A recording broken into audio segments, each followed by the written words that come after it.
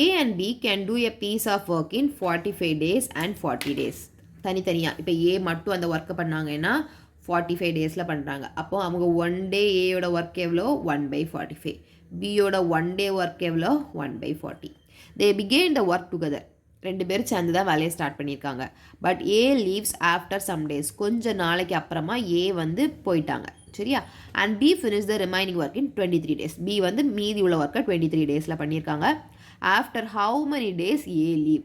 அப்போது இங்கே யூஸ்வலாக இவ்வளோ நேரத்தில் உள்ள கொஸ்டின் என்ன கேட்டாங்க, இத்தனை நாளில் லீவ் ஆயிடுவாங்கன்னு கேட்பாங்க. ஒர்க்கு கம்ப்ளீட் ஆகுறதுக்கு எவ்வளோ நாள் ஆகும் அப்படி கேட்பாங்க. இந்த கொஸ்டினில் ஏ வந்து எப்போ லீவ் ஆனாங்க அந்த மாதிரி கேட்குறாங்க. ஓகே, பி வந்து ரிமைனிங் ஒர்க்கை எவ்வளோ டேஸில் பண்ணியிருக்காங்க 23 டேஸில் பண்ணியிருக்காங்க. பியோட 1 டே ஒர்க் எவ்வளோ 1/40. அப்போது பியோட 23 டேஸ் ஒர்க் எவ்வளோவா இருக்கும் 23 × 1.